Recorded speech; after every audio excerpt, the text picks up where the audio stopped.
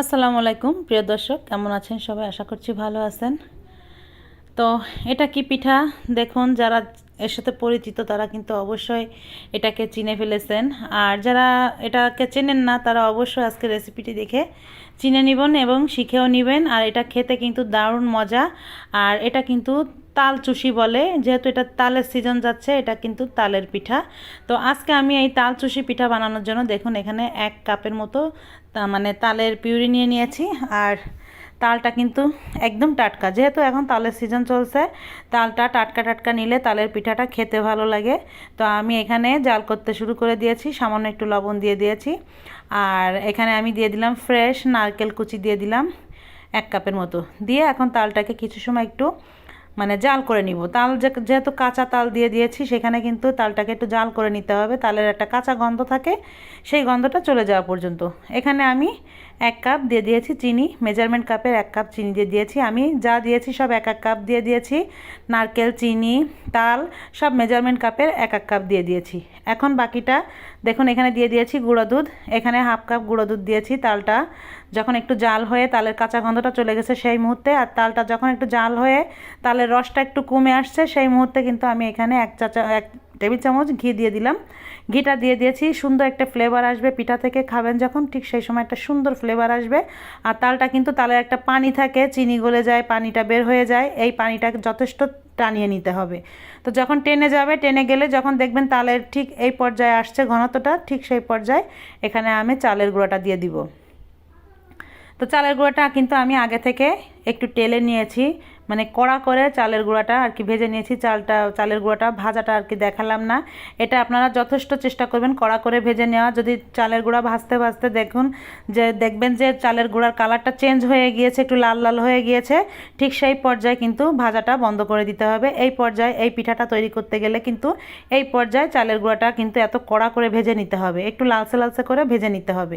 তো দেখলেন তো আমি অল্প অল্প করে তালের ভিতরে আমি চালের গুঁড়াটা দিয়ে ঠিক এইভাবে চুলার আঁচটা কমিয়ে দিয়ে মিডিলে রেখে তারপরে কিন্তু এভাবে নাড়াচাড়া করতে করতে মানে চালের গুঁড়াটা সেদ্ধ হয়ে যাবে এক পর্যায়ে।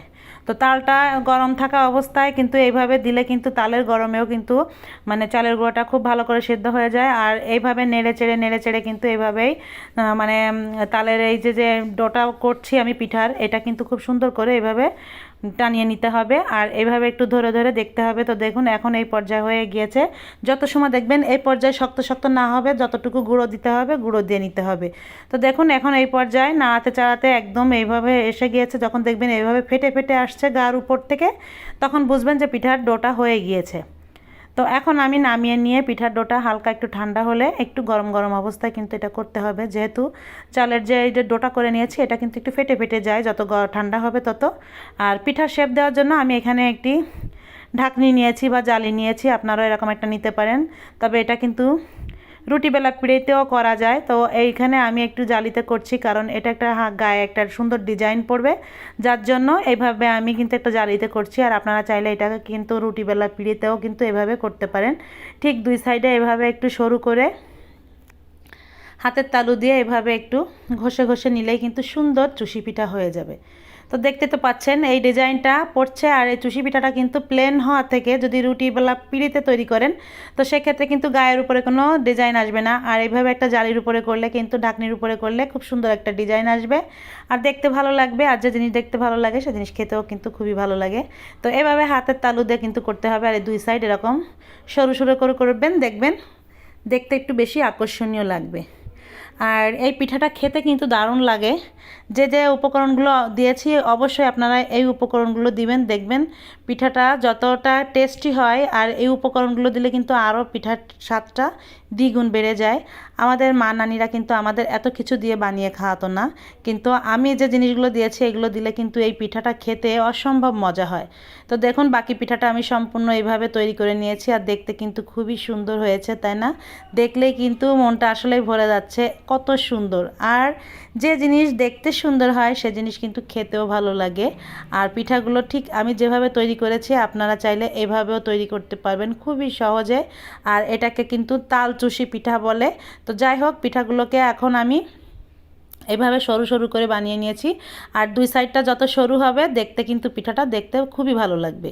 তো এখন আমি এটা সেদ্ধ করব। সেদ্ধ করার জন্য আমি এখানে দেখুন একটি রাইস কুকারের ঢিসে পানি অলরেডি গরম করতে দিয়ে দিয়েছি। আর রাইস কুকারের যে ছাকনাটা থাকে, ঝাঁঝরিটা থাকে, সে ঝাঁঝরিতে হালকা একটু ঘি ব্রাশ করে নিচ্ছি। এই ঘিটা ব্রাশ করে নিলে দেখা যাচ্ছে ঘি বা তেল যাই দিন না কেন, তো আমি একটু ঘি দিয়েছি, মানে পিঠাতে যেহেতু ঘি দেওয়া আছে, আর এই ঘিটা পিঠার গায়ে লেগে গেলেও সুন্দর একটা ফ্লেভার আসবে, যার জন্য দিয়েছি। আপনারা তার পরিবর্তে তেলও দিতে পারেন। তো এই ঝাঁঝরিটাই দিয়ে দিলে হবে কি, পিঠাটা সেদ্ধ হয়ে যাওয়ার পরে এই ছাকনাটা আর কি লাগবে না, পিঠাগুলো সুন্দরভাবে ইজিভাবে উঠে আসবে। তো পিঠাগুলো আমি সবগুলো দিয়ে এখন সুন্দর করে এই যে সেদ্ধ করতে বসিয়ে দিয়েছি। আর এই সেদ্ধটা আমি 10-15 মিনিটের মতো সেদ্ধ করে নিয়েছি। তো 10-15 মিনিট পানিটা জাল করলেই কিন্তু পিঠাটা সেদ্ধ হয়ে যাবে, এটা বেশি সময় লাগে না সেদ্ধ হতে। এখন এটাকে আমি ঠান্ডা করে নিব। এই পিঠাটা কিন্তু গরম অবস্থায় উঠানো যাবে না, পিঠাটার গরম অবস্থায় উঠাতে গেলে পিঠাটা ভেঙে যাবে, যার জন্য এটা এই অবস্থায় পানির উপর থেকে নামিয়ে রেখে দেবেন ঠান্ডা হওয়া পর্যন্ত। আর দেখুন ঠান্ডা হওয়ার পরে পিঠাগুলো খুব সুন্দরভাবে গা থেকে ছেড়ে ছেড়ে দিয়েছে এবং তুলতে সুবিধা হয়েছে।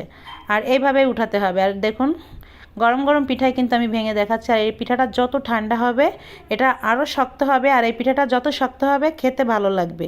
তো রেসিপিটি ভালো লাগলে অবশ্যই একটি লাইক, কমেন্ট, শেয়ার করে চ্যানেলটিকে সাবস্ক্রাইব করে পাশে থাকবেন। যারা ফেসবুক পেজ থেকে দেখছেন তারা অবশ্যই পেজটিকে ফলো করে দিবেন।